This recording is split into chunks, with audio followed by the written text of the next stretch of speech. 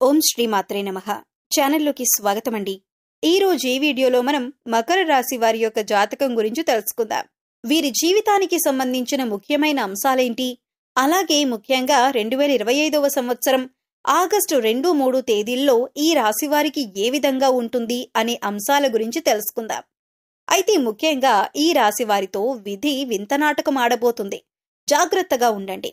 అయితే ఎటువంటి పరిస్థితులు మీకు ఎదురు కాబోతున్నాయి, ఎందుకు మీ పట్ల విధి వింత నాటకం ఆడబోతుంది, అలాగే ఏ అంశాలు మీకు అనుకూలంగా, ఏ అంశాలు మీకు ప్రతికూలంగా కనిపిస్తున్నాయి, ప్రతికూలతలను అనుకూలంగా మార్చుకోవటానికి ఈ రాశి వ్యక్తులు చేయవలసినటువంటి దేవతారాధన గురించిన పూర్తి అంశాలన్నీ కూడా ఈ రోజు ఈ వీడియోలో వివరంగా తెలుసుకుందాం.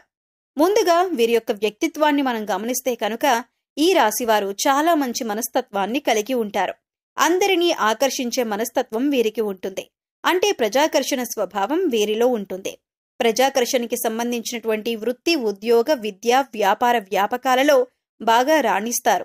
అందరితో చాలా కలుపుకుపోయే తత్వాన్ని ఈ రాశి వ్యక్తులు కలిగి ఉంటారు. ఈ విధమైన మనస్తత్వం కారణంగా 10 మందిలో కలిసి తిరుగుతూ ఉంటారు. ఈ విధంగా 10 మందిలో కలిసి తిరగటం మూలంగా కొత్త కొత్త విషయాలు వీరికి తెలుస్తాయి. అయినప్పటికీ ఆ తెలిసిన విషయాలు వెంటనే ఆచరణలో పెట్టకుండా మంచి చెడులను అంటే ఫలితాలను బేరీజు వేసుకుని వాటిని అమలు చేస్తూ ఉంటారు. అలాగే రొటీన్గా అందరూ చేసే వ్యాపారం కాకుండా ఏదైనా కొత్తగా చేయాలి అనే తపన కూడా ఈ రాశి వారిలో అధికంగా కనిపిస్తూ ఉంటుంది. ఈ తపన కారణంగా వీరు కొత్త కొత్త వ్యాపారాల వైపు మొగ్గు చూపిస్తూ ఉంటారు.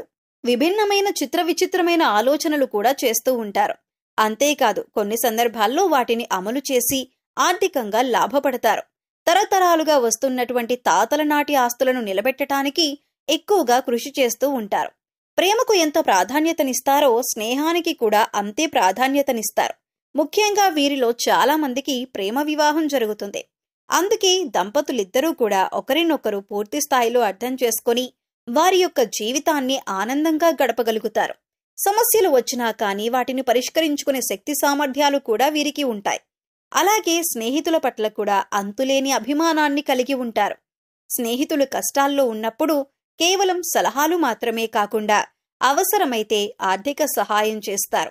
అలాగే ఈ రాశివారు పరిస్థితులకు తగ్గట్టుగా చురుకుగా వ్యవహరించే స్వభావాన్ని కూడా అధికంగా కలిగి ఉంటారు.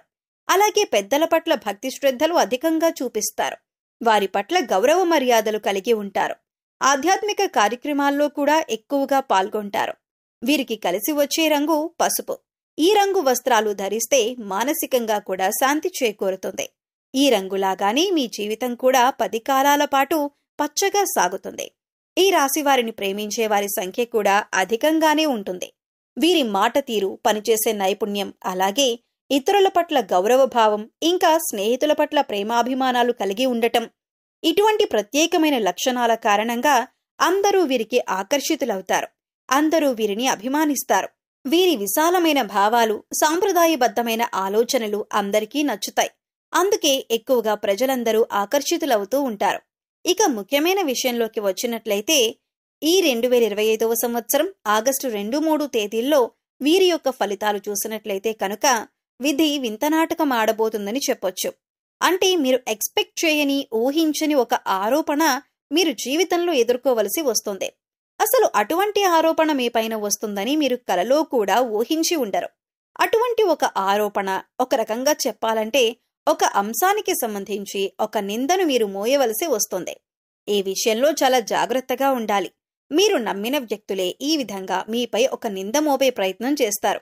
ఒక ఆరోపణ, ఇది మిమ్మల్ని చాలా మానసికంగా కృంగదీసే వార్త అని చెప్పుకోవాలి. అసలు దీన్ని మీరు కనీసం జీర్ణించుకోలేకపోతారు. అంటే ఈ విషయం ఈ విధంగా జరుగుతుందని, ఇటువంటి ఒక నింద మోయవలసి వస్తుందని కలలో కూడా ఊహించి ఉండరు. అటువంటి నింద మీ పైన పడే అవకాశాలు కనిపిస్తున్నాయి. అయితే ముఖ్యంగా ఈ విషయం తెలిసిన వెంటనే మీరు చేయాల్సింది ఏమిటంటే గనుక శివారాధన చేసుకోండి. ఓం నమః శివాయ అనే మంత్రాన్ని మీరు మనసులో జపిస్తూ ఉండండి. అంటే మీకు ఎంత సమయం దొరికితే అంత.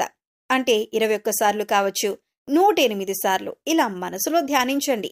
శివనామస్మరణలో మీకు వీలైనంత సమయం గడిపి ఆ శివభగవానుణ్ణి వేడుకోండి. మీకు పొంచి ఉన్నటువంటి ఈ సమస్యల నుండి మిమ్మల్ని విముక్తుల్ని చేయమని ఆ శివభగవానుణ్ణి వేడుకోండి. ఖచ్చితంగా మీకు విముక్తి లభిస్తుంది.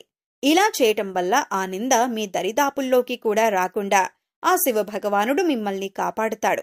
ఇక మిగిలిన అంశాలను పరిశీలించినట్లయితే కనుక ఈ రాశివారు ఎవరైతే ఉద్యోగస్తులు ఉన్నారో వారి ఉద్యోగ జీవితంలో కూడా కొన్ని సవాళ్లను ఎదుర్కోవలసి వస్తుంది.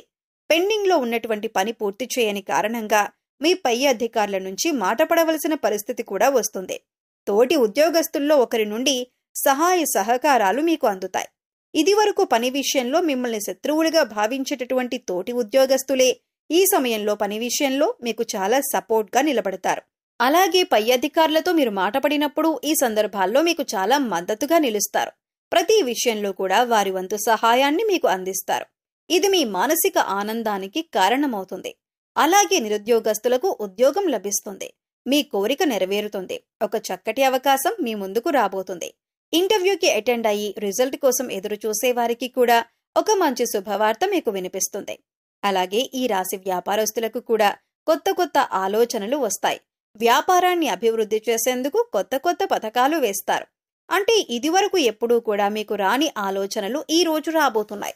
అంటే వ్యాపారాన్ని విస్తరించటానికి, అభివృద్ధి పథంలో ముందుకు తీసుకుని వెళ్ళటానికి, అలాగే మీ వ్యాపారం పట్ల ప్రజలంతా కూడా ఆకర్షితులు కావటానికి కొన్ని కొత్త కొత్త ఆలోచనలు వస్తాయి.